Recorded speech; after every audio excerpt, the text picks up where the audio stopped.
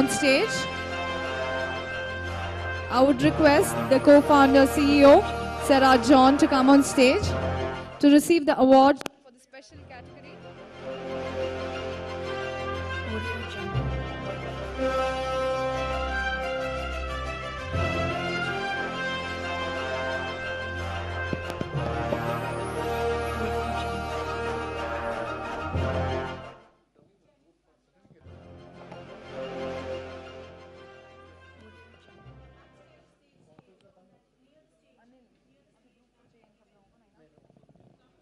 I request all the awardees to kindly.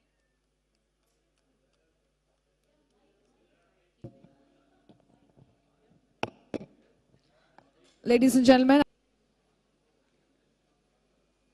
A brief historical outline of Kokuyo Camlin, which has become Kokuyo Camlin now. Earlier it was called Camlin.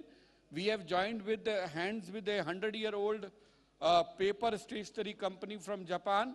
And now we are part of Kokuyo Camlin, so we will be bringing many more products to you and many more innovative products, because Kokuyo has been winning awards in design and innovation category all through. So you can expect much more from us.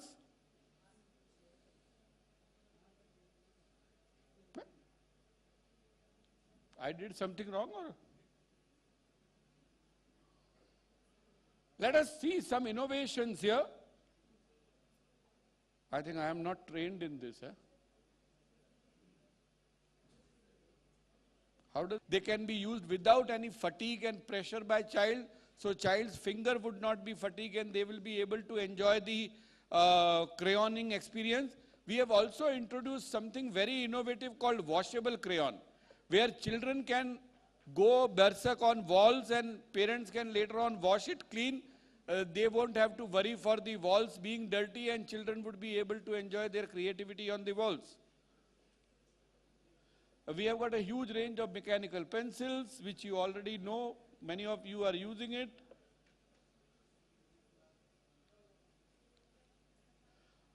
We have been doing a lot of activities for customer engagement, and we have got an award-winning app on our website by which you can take any color, any type of color, may it be crayon, pastel, watercolor, poster color, oil color, and use it and see the effect, how it works. So you can use the color without using it.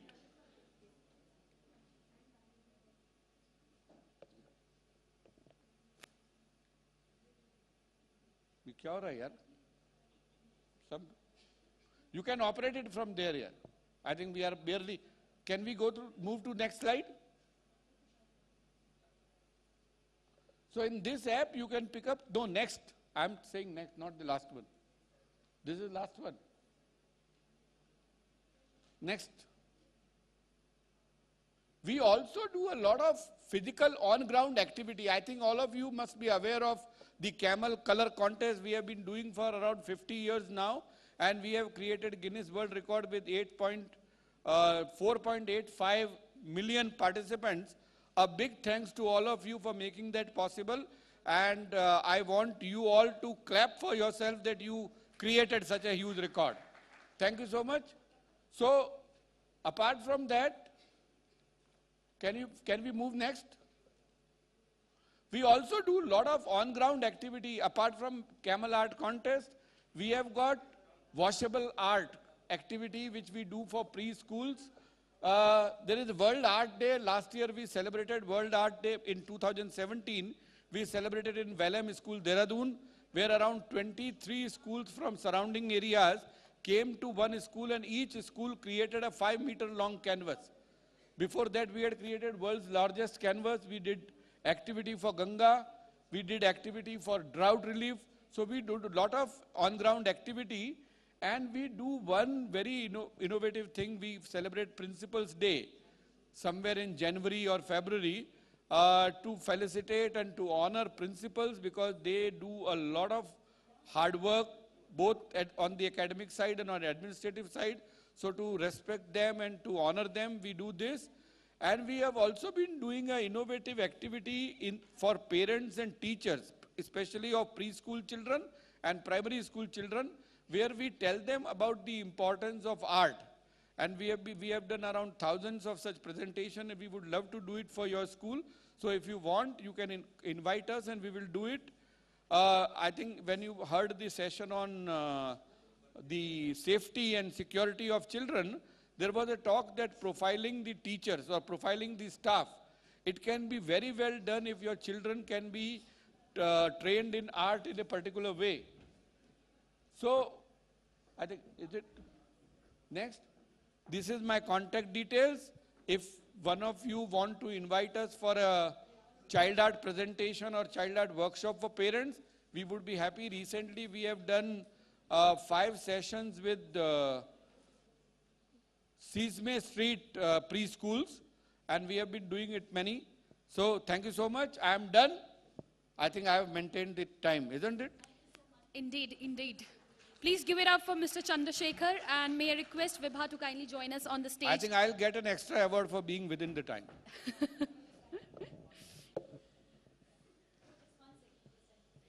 May I request Vibha to kindly join us on the stage and felicitate Mr. Chandrasekhar, who joined us and took us through a very wonderful presentation out here.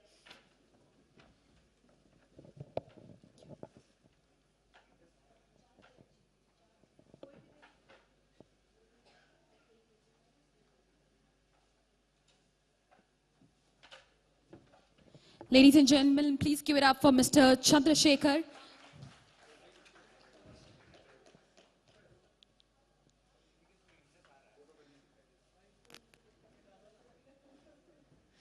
Thank you so much, Vibha. Thank you so much, Mr. Chan. Enhance their skills and expertise in teaching for last 22 years. Ladies and gentlemen, please give it up for our panelists this evening.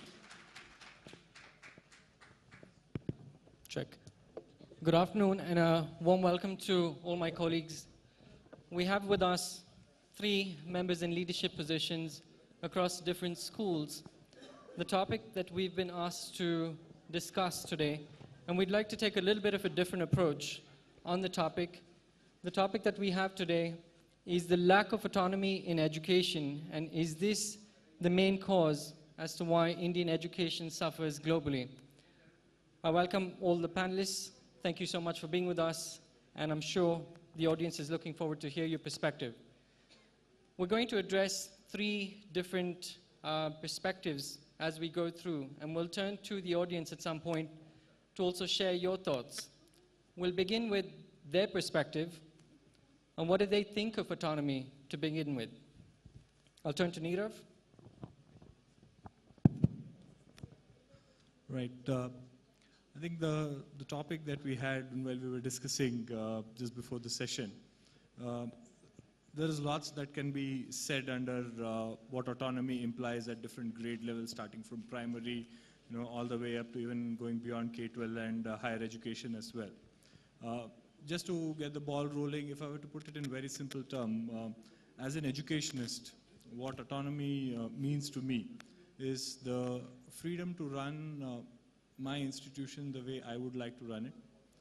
If I were to drill down to one level lower, it could range from the choice of the curriculum or the way in which you would like to impart education to children.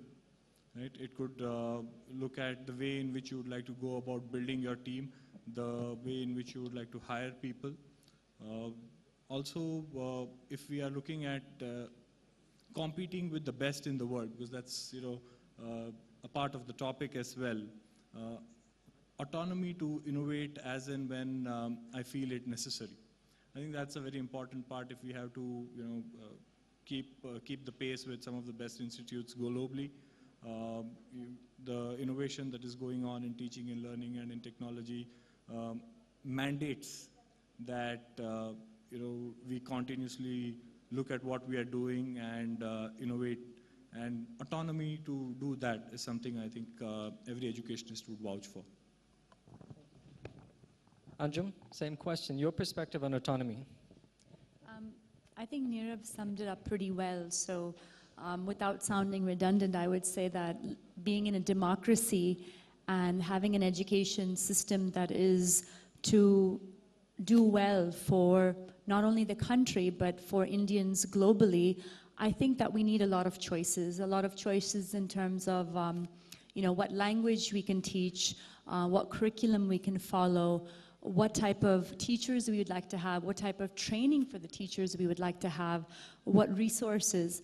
And with all the variants that we have in our country, India being a pluralistic society, I think we need those choices. We need those, we need to have a broad framework, otherwise it would probably become very confusing.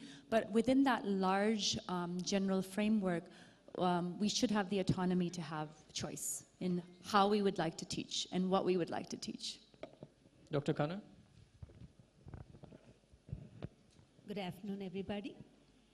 First and foremost, we have gotten used to a system that has been there from decades, I would say centuries, wherein a group of handful of people actually controlling the whole system, and we have continued with it, unfortunately. So when you look at the autonomy that we are needing today, people who were there from other country who were actually ruling over our education system needed something for what they were doing, and a handful of them were controlling the whole millions of Indians who were here, teaching them the way we wanted to learn, or they needed us to learn. Unfortunately, that's the same thing that is continuing. As Anjum and Neerav actually put it as, there is a broad framework definitely required today, but in my opinion, there has to be an autonomy given to each institution to some extent and each child to some extent at that level also, wherein education becomes purposeful. When I say autonomy, control leads to compliance. Everybody will do what has been told. But autonomy definitely leads to engagement. There is an engagement, there is an ownership when you give that particular freedom to either a teacher or a child or the school to teach the way you need to. I think that should be the way that we are looking forward to, and that's my perspective about autonomy. Thank you so much. We're going to head into the second question. When we talk about autonomy and we talk about regulation, a lot of times we think regulation is necessarily a bad thing, and we think regulation limits us or shackles us. I'd like to hear from the fellow panel members, when we talk about autonomy, is it a right or is it a choice? Should it be a right or should it be a choice? So, this topic got me thinking, and I did a little bit of research. I would like to ask the audience a question or two before I answer this bit. Since the topic says that we are looking at the best systems or education systems globally, which countries do we think have the best systems globally? Singapore. So Singapore. Finland is one I hear. Finland. Please. UK.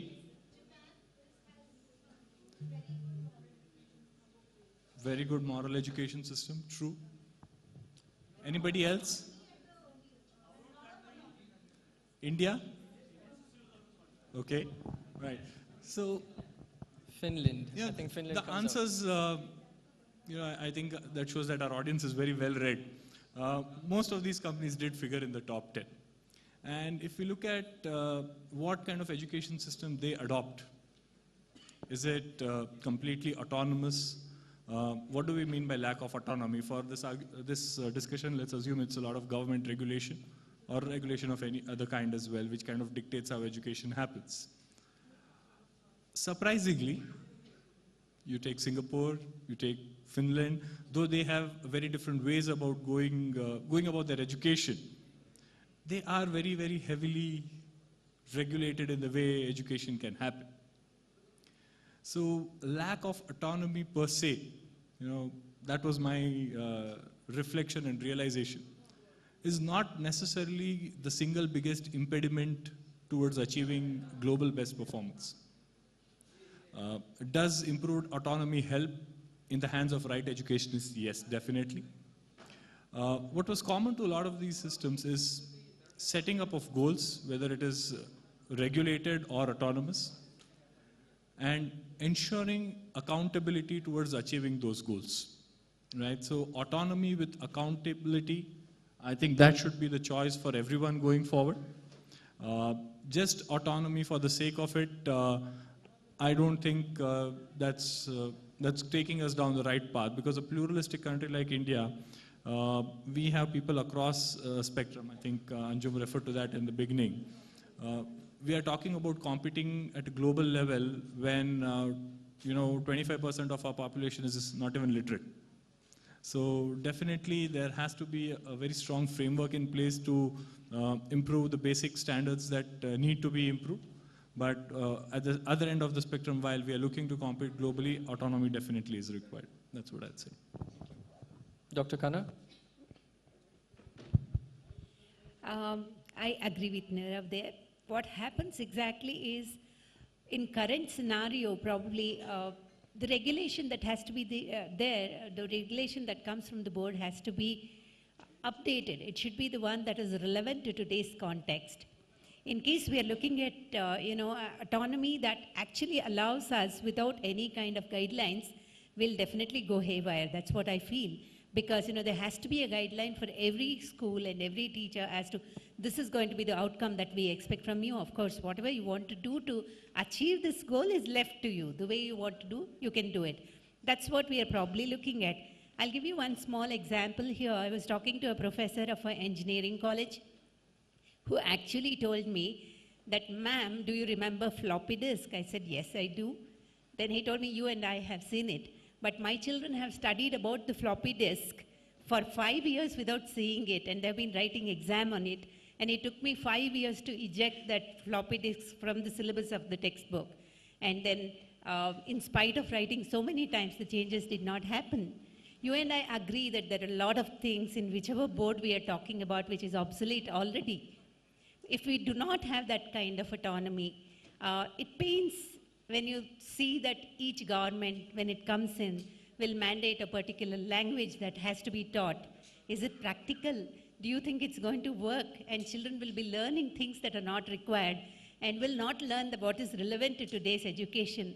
So such guidelines have to be given thought, and then some flexibility to a particular school, student, parent, or teachers to choose. Pick and choose what is relevant to the current market, or how we are bringing up our children, what is the 20th century skills. Those options have to be given, and that is the autonomy I am actually looking for. Anjum? I think I'm just going to go with my first answer, just about democracy, choice, lot of variance. I mean, so it is a right, and we do need choices, for the betterment of the citizens of the country and for all types, whether it's urban, rural, all the different. Can it be a system? We basically can't measure the end of what the children are going to pass through with the same yardstick. It's going to vary from the villages to the metros. And I think that in the broad framework, you have to be able to provide something for everyone. Thank you.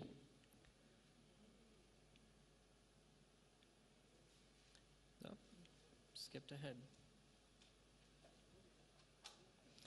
In the context of our institutions, both in the early years when we talk about the lower secondary and we talk about high school as well, a lot of emphasis for us when we talk about autonomy comes in the context, like you said, Nirav, in the way we run our institutions, the freedom of choice with the curriculum. And Anjum, like you mentioned, every institution, given their context, be it in an urban environment or be in a rural environment, their context is different. For those children, their perspective and their success is measured differently. The professions they're going to go into are probably also different. When we look at the context of India, and as you mentioned, being a very pluralistic society, how do we as institutions look at professional autonomy in the context of student achievement? Nirav? I think since this is a topic that's very close to Anjum's heart, she should lead. I'll just pitch in. Sure. Could we put in the other presentation, please? Until then, would you like to elaborate on that? Until my slides are up.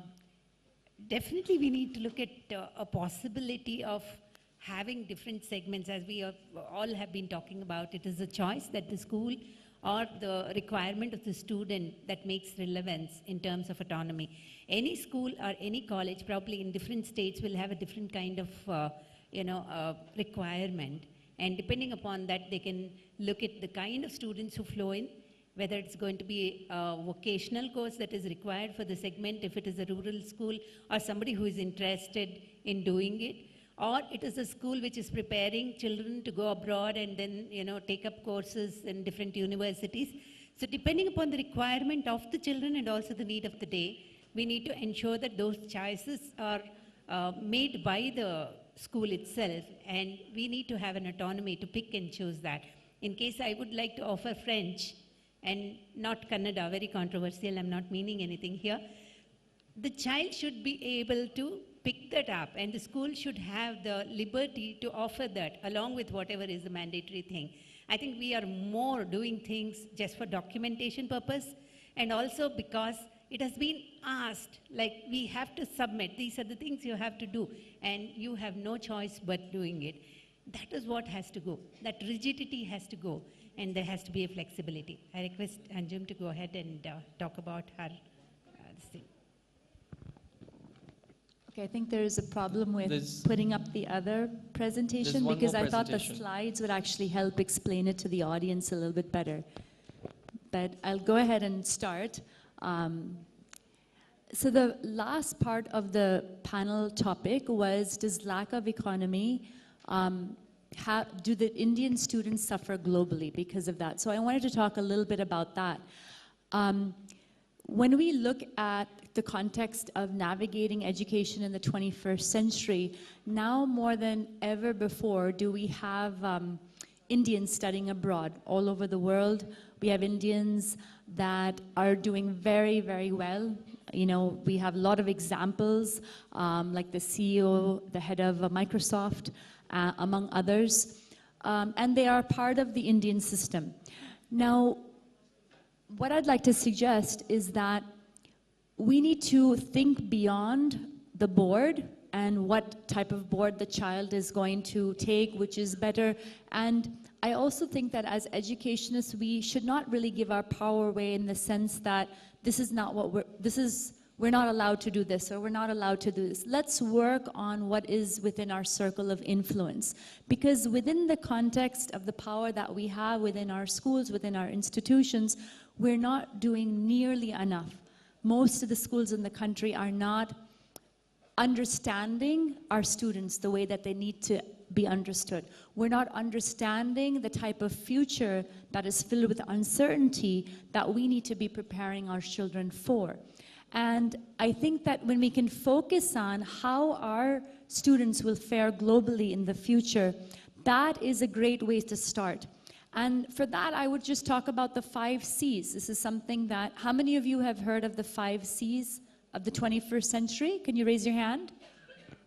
Okay, so about like 10, 12 of you, I see hands up. So basically, if we can look at that, because communication, and now we know that with digitization, how much communication has even transformed. So it's not just how we can speak and how we can communicate in writing, but it's also about how we can communicate in other ways. So communication is one of the C's of the 21st century. How are we developing that? The government is not taking away any privilege that we have, or they're not regulating that. And there's so much that we need to do in terms of how our kids can communicate effectively. Collaboration. I don't think that there's enough experiential sort of opportunity given to our children for collaboration, for building collaboration skills. Because the workforce nowadays, they require people to work in a team, people to synthesize ideas, to work together. They may not even be in India. They might get recruited to a different office in a different part of the world. So how is it that they are going to have those soft skills of communication and collaboration? The other thing is creativity. I think a lot of the traditional school systems, we're ignoring the right brain. We're ignoring creativity. And that is really, really key. With the fast pace of how change is taking place nowadays, the rapid changes, we need kids that can think out of the box. Because 10 years ago, we didn't have things like social media. 5 years ago, you didn't have the things that we're seeing right now. Uber, Airbnb, you know, just so many things are happening, I mean, with technology. So can the kids, how can we nurture that creativity? How can we teach them to think out of the box and to be prepared to face that uncertainty that is going to be there in the future with things rapidly changing, industries completely changing? The other C is critical thinking skills. So I think in India, we were very much a society that was very good at memorizing information for decades, right? Memorizing and then regurgitating on an exam. That's no longer the case because information is exponentially increasing. So it's not really about how much information we've memorized up here, it's about what we can do with that information. How can we apply it, synthesize it, analyze it, create something new from it, you know? Put a different twist to it, you know, have paradigm shifts with some information that we have at our fingertips. And the 4 C's are these, but I would also like to add a 5th C, which is character. You know, the character development, values, this is something, according to Vygotsky, who's a cultural social psychologist, we, the adults in the environment of the child, are the only ones that can actually share culture, transfer culture. It's not going to happen through technology. So the way we develop values, the way we develop character is really important. So I would say that if schools can empower themselves to deliver at least these 5 C's for the 21st century, I think that our children will excel globally. So that's what I'd like to say. And this doesn't have, this is beyond, you know, regulation. I mean, no one's stopping us from doing this, and this is probably our most primary duty. And the other is just understanding our students, understanding how the brain learns. Sometimes we have a lot of teachers who don't even understand child psychology, how the child learns cognitively, how do they remember, what stays in long-term memory. And that's something that, you know, brain-based learning is a buzzword. And I think that we all need to keep updating our teachers with these things. Sure. My time's up, so I'm going to have... Thank you so much. And I think you bring up a valid point for us as educators, the responsibility to provide children with not just the 4 C's, but the 5th C with character. And that is agnostic to our situation, be it an urban context or be it a rural context. It is something that I think for us as educators, regulation or board does not stand in the way of us enabling these character traits or these dispositions in our children. I would like to thank our panelists. A few takeaways. We talked about the autonomy to innovate, and I think the autonomy to innovate is extremely important, and that comes back to what Anjum was saying. And given a framework, being a pluralistic society, having the opportunity of choice within a framework is something that is really relevant given the context of India and how diverse and vast it is. With this, I would like to thank all of you as an audience for listening to us. I'd like to thank all the panel members.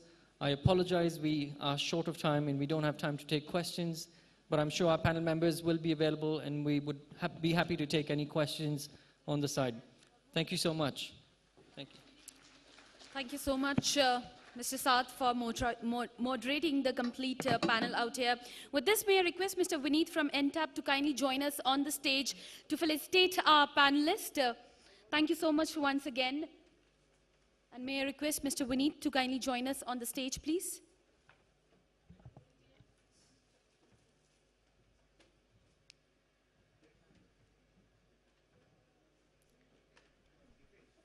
To start with, we have Mr. Saad amongst us.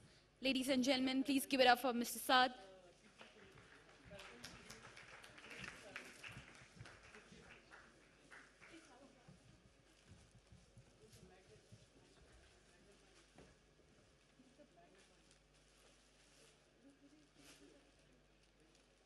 Next, we have Mrs. Anjum amongst us.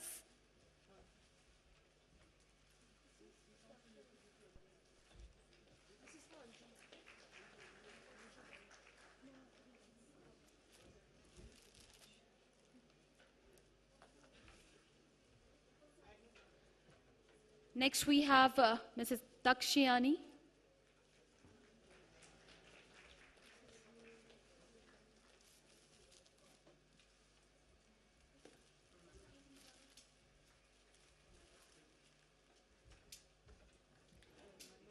And, of course, Mr. Neerav amongst us.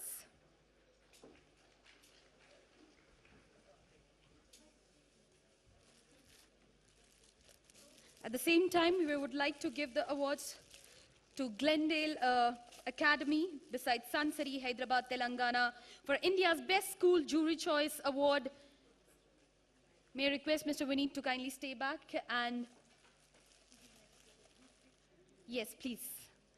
We'll have a group picture.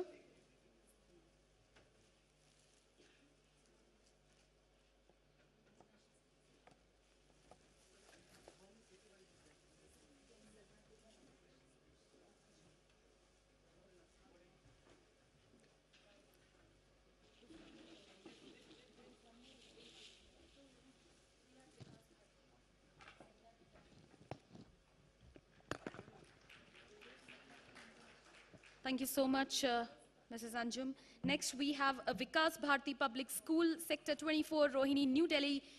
May I request the concerned person to kindly join us on the stage and collect the award.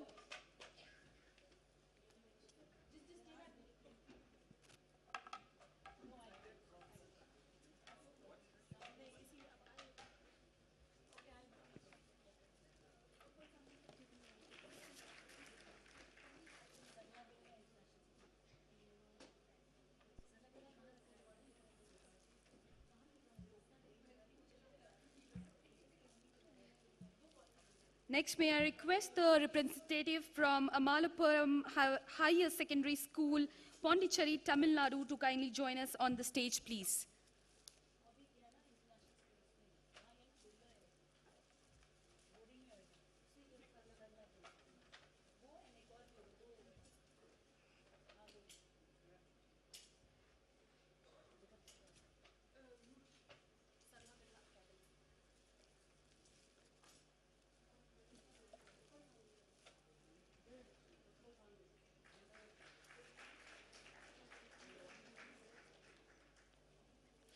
Next, may I request the representative from Sarla Birla Academy, Bannerghatta, Bangalore.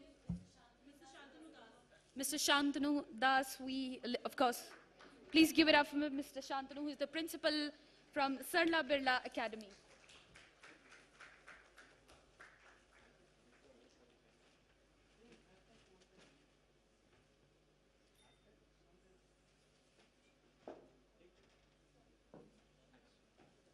Thank you so much, Mr. Vineet, and may I request all the awardees to kindly join us in the other conference room for the media bites. Ladies and gentlemen, with this, we would like to move to the next presentation for the day. And for this, I would like to invite Mr. Rinya Kikuchi to address all of us out here. He comes with a massive experience and has founded SCCIP Japan Company Limited and became the chairman and president. He's the CEO as the first official agent of Lego education in Japan. Learning System has been running Lego schools since 1997. He was involved in developing educational curriculum used in schools. Learning Systems then developed a unique teaching approach combining his own curriculum and other teaching materials. Learning System is now managing STEM, the science, technology, engineering, and mathematics, robotics, education. As of today, more than 20,000 students in India have benefited from this technique. He also comes from Department of Mathematics, Faculty of Science, University of Japan in 1969. May I request you, sir, to kindly join us on the stage. Mr. Rinya Kikuchi.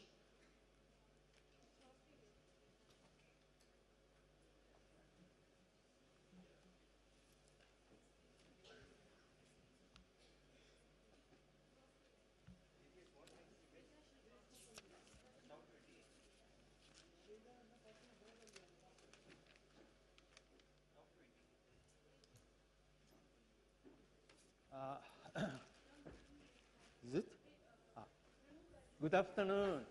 Namaste, everybody. Namaste. Yeah? So thank you very much. I'm very, very pleased to say thank you very much because of this opportunity is very nice for me to explain to you what our STEM robotics education. As you know, just the STEM term already getting popular in the world. You know, then I started STEM way 21 years before. At that time, no one say STEM, no one say robotics. Even though in Japan, a lot of robots coming up, then factory robot, and also the service robot, and other hospital robot, a lot of robots over there, even though 21 years before. Then,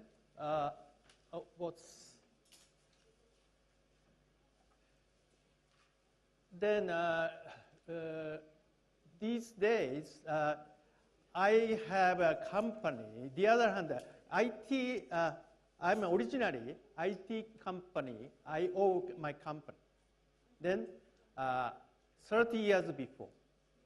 Then I have a lot of employees, 300, 400. Then 30 years before, as you can see, my age was around 40, right? That was just, I had a good energy.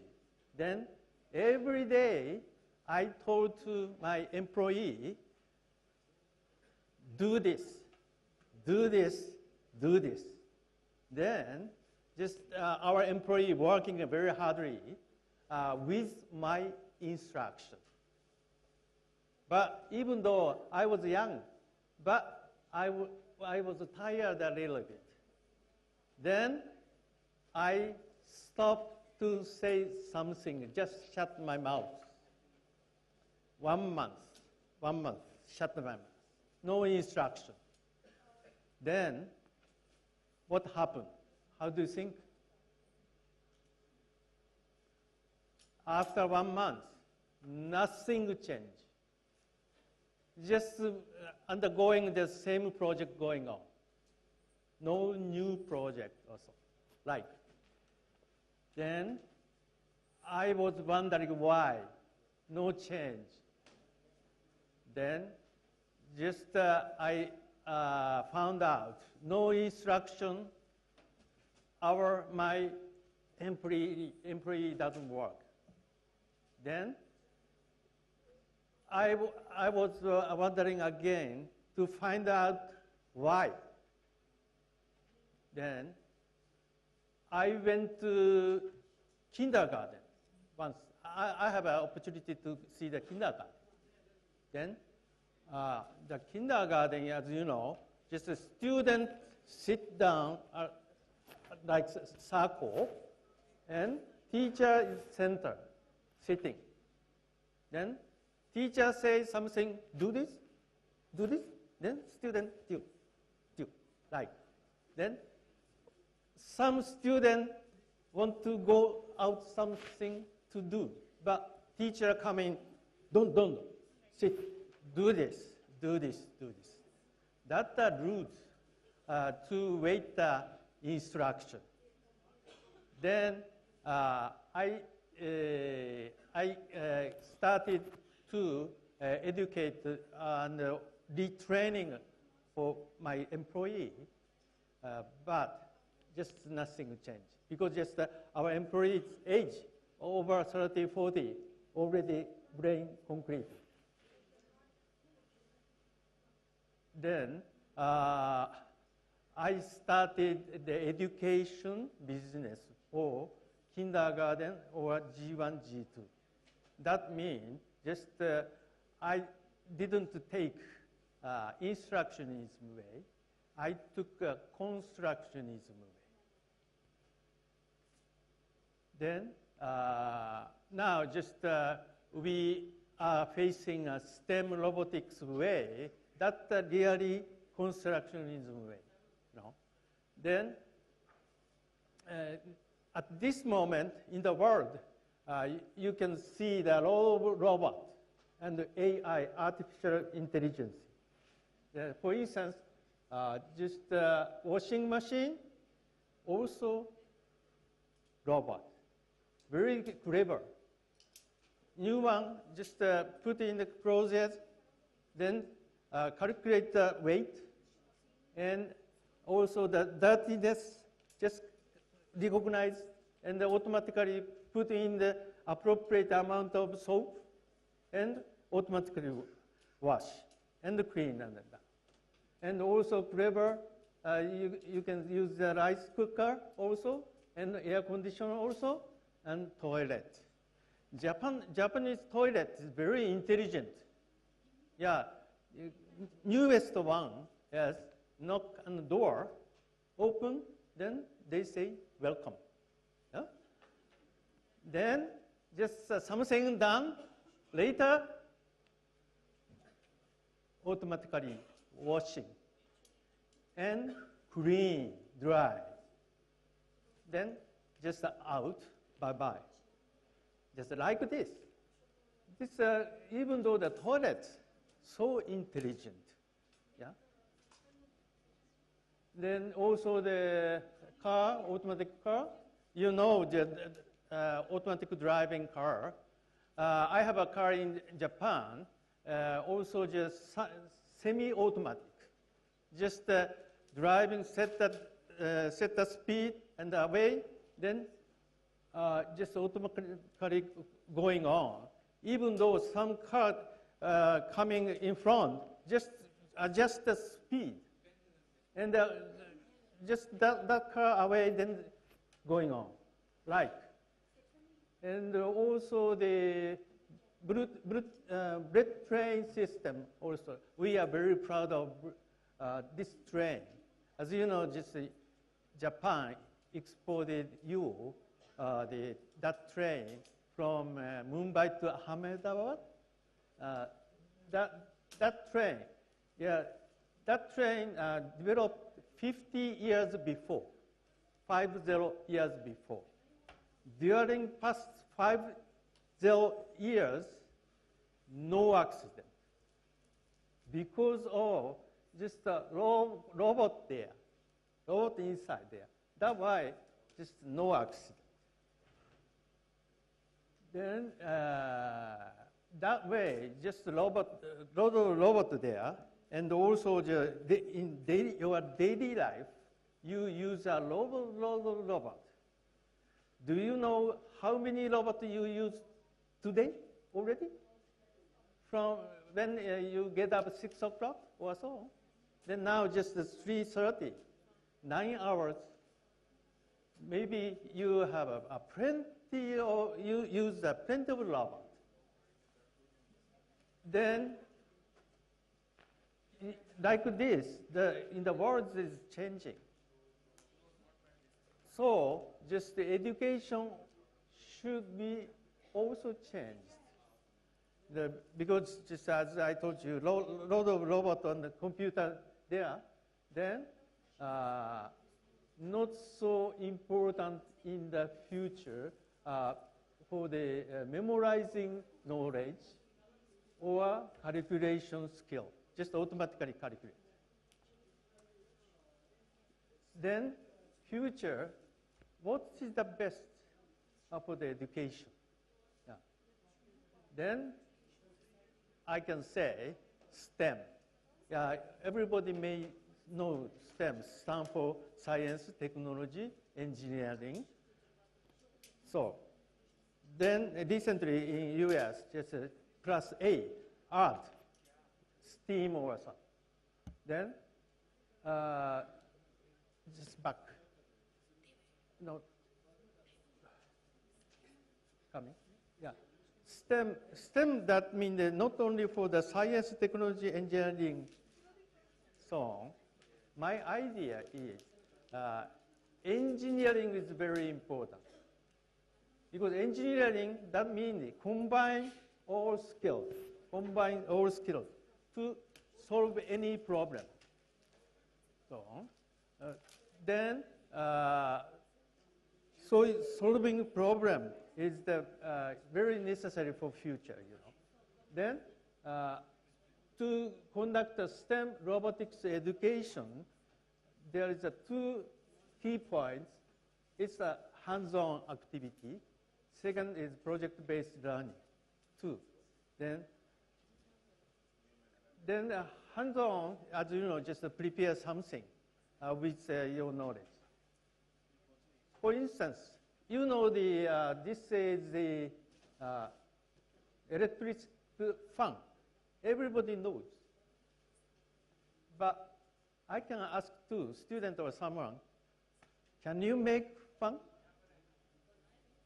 Then most students say yes. But just actually they are preparing a fan, electric fan. But next stage coming, just I can ask them, how can you reduce the energy to use it for the electric fan? Then they are thinking about to use the sensor or so on, just a human coming. But next question there, in case just a baby coming, also human, baby coming, what's happened? Just coming, touch. That would be very dangerous. That's the second problem solving. Yeah, like this. Lot of things there, just only to make a electricity fan. Lot of knowledge necessary, and lot of problem just students face. Like that way, just I'm saying STEM way, and something just a student will improve something. Okay. Then in Japan, you can see a lot of robots there. For instance, this robot is a factory robot. Then the student prepare like this, and also they can use the PC, computer, and programming. And they can prepare this kind of robot. And also the upper is automatic door. Yeah. Then just not open. Then student correct the program. Then change the program. Then automatically door coming like that. So like this, already I told you, blue train, and also the car system. In Japan we have, then like this, the student also making like this way, then this kind of STEM way is very effective for the student. So going on, yeah. So recently, you can see the robot. Upper is robot suit, and lower is mental robot. Mental robot, that way, Japanese age is getting high, so that just very lonely, getting lonely, then this kind of cute robot necessary. So like this we also conduct our robot competition or so. Like so, just I don't have so much time. Then I will finish.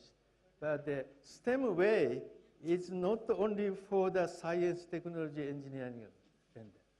Just please understand, our way is to solve the problem and get more creative skill and communication skill, collaboration skill.